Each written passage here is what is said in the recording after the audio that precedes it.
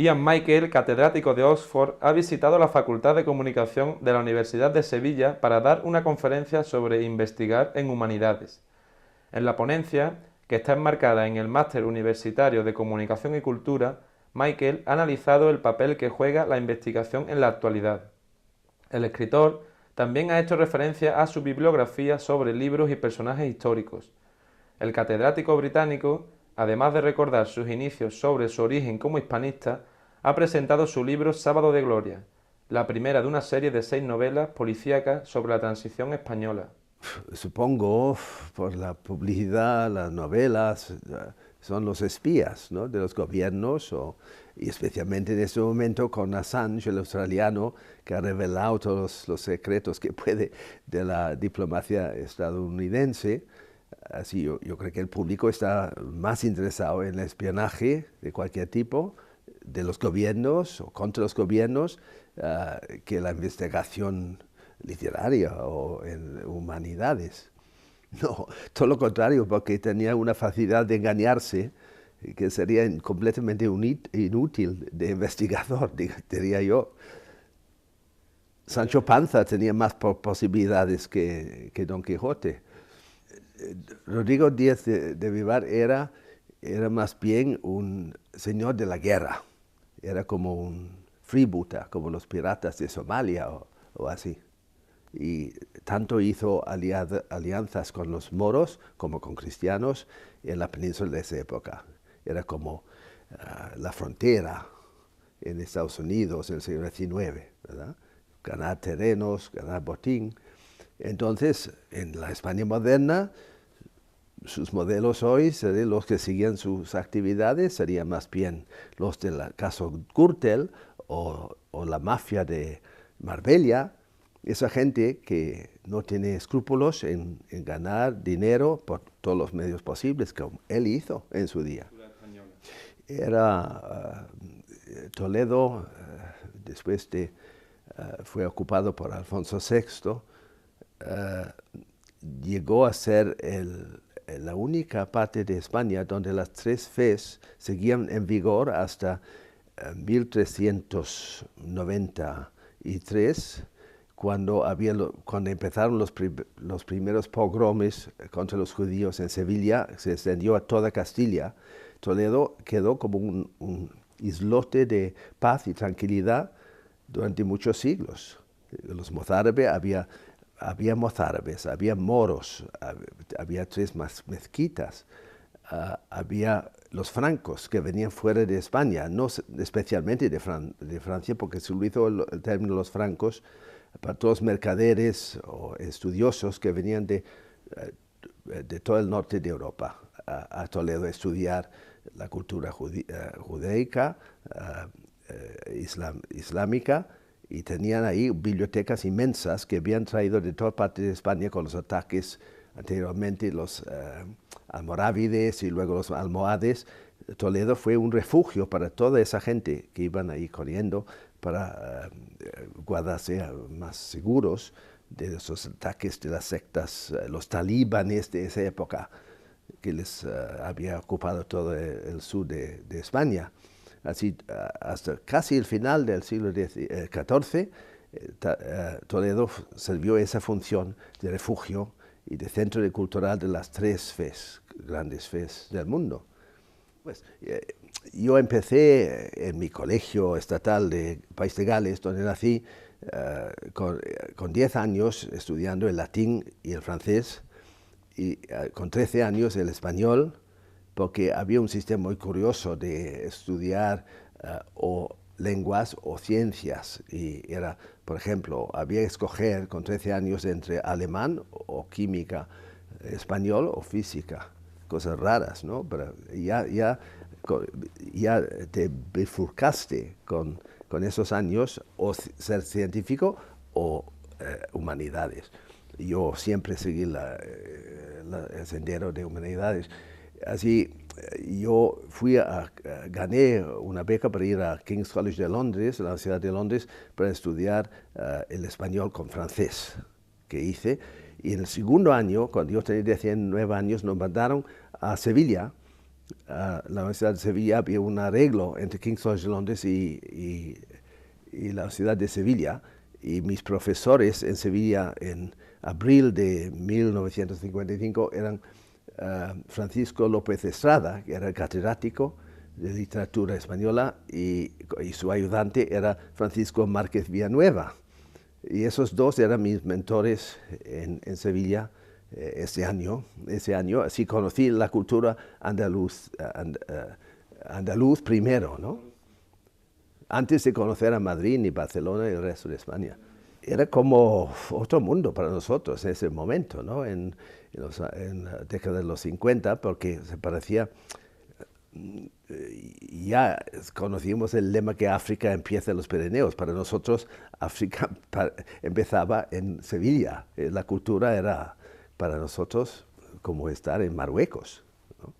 Y yo me hice aficionado a los toros, en la maestranza, a tablaos de flamenco. Así absorbamos toda la cultura andaluz en esos meses en Sevilla. La Unión Europea ha cambiado todo Europa, porque en ese momento, en los años 50, la última parte de los 50, había una pobreza tremenda en Andalucía. Había niños sin zapatos, pero corriendo en las estaciones de trenes para ayudar a los viajeros que llegaban. Era un caos tremendo en las estaciones. Pero igual pasó en Manchester, donde tuve mi primer empleo en el 57. La ciudad estaba en un barrio muy pobre de Manchester, donde era igual, exactamente como Sevilla. En Manchester, en Dublín fui a un primer congreso en el año 58, y el aeropuerto de Dublín en ese momento era como la estación de tren de Sevilla. Era un caos total, ¿no? Y pobreza tremenda en toda la posguerra, porque era por la guerra civil española, por la Segunda Guerra Mundial, aunque Irlanda técnicamente era neutra, y España y Portugal también, pero la pobreza, la posguerra, hoy no se puede imaginar cómo era, ¿eh? Porque era y es la tradición en Oxford y Cambridge, en las universidades británicas, cuando para distinguir entre tus publicaciones, digamos, universitarias, académicas, por un lado, utilizar tu propio nombre y utilizar un seudónimo para obras de creación o ficción, o poesía, lo que sea. Hay muchos ejemplos, desde el autor de Lewis Carroll, de Alicia en el País de Maravillas, que era matemático de Christ Church de Oxford, por ejemplo. Y su propio nombre es de Charles Ludwig, ¿no? Y utilizó su propio nombre, como hice yo, porque mi nombre total es Ian David Lewis Michael, nombres familiares, y en el centro de eso va David, que es mi segundo nombre, y los serafines son menores que los arcángeles, como Michael, mi apellido. Así es un chiste, en realidad.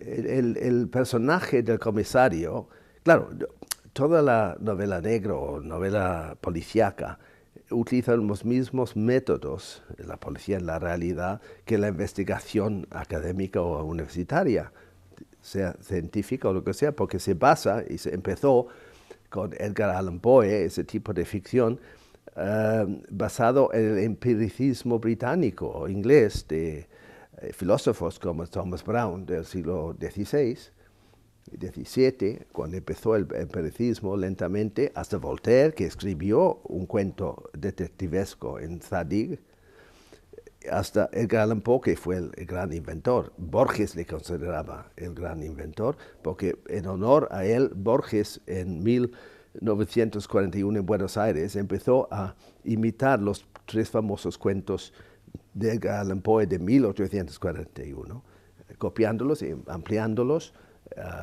muy ingeniosamente. Fue un homenaje que hizo Borges a Edgar Allan Poe, y eso supone que, y Borges lo reconocía, que Poe fue el gran inventor, desarrollo por Arthur Conan Doyle, con Sherlock Holmes, etc. Pero era parte de las ciencias deductivas, era filosófico en realidad. Los métodos eran filosóficos, venía de la filosofía europea desde el siglo XVI, VII, VIII hasta crear ese género literario, que es tan popular hoy, ¿no? Como novela negra, lo llamáis en España, pero eso viene del francés film noir, francés, ese adjetivo negro, de ese cine muy especialmente francés y de Hollywood, la última parte del década de los años 30 y los años 40, el auge del film noir, ¿no? Que hoy mucha gente está aficionada a eso, a ese género hoy.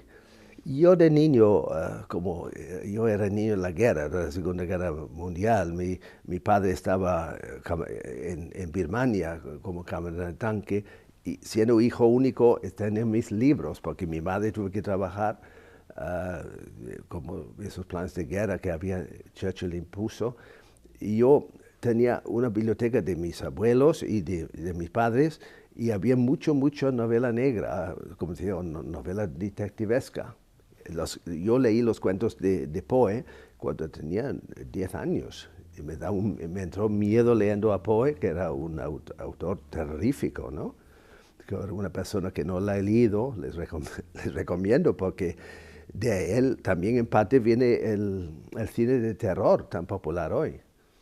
La primera novela que acabo de publicar en Córdoba, editorial Berenice, recibió el Premio Nacional por la mejor primera novela detectivesca del año 80 en Londres.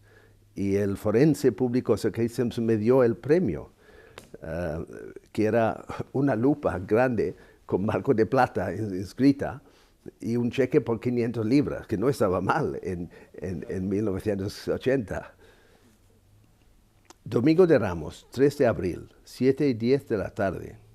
Por extraño que pareciera, no se oyó ningún grito, apenas un ruido crujiente cuando el cuerpo cruzó las ramas de los árboles y luego un golpe sordo cuando llegó al suelo.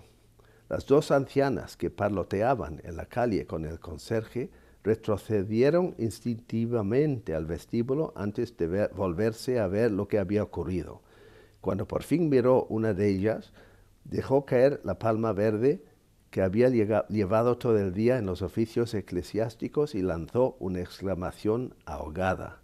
El cuello del muerto estaba torcido de manera espantosa y la sangre le emanaba de una arteria, corría siguiendo el peralte del asfalto y se deslizaba junto a la acera.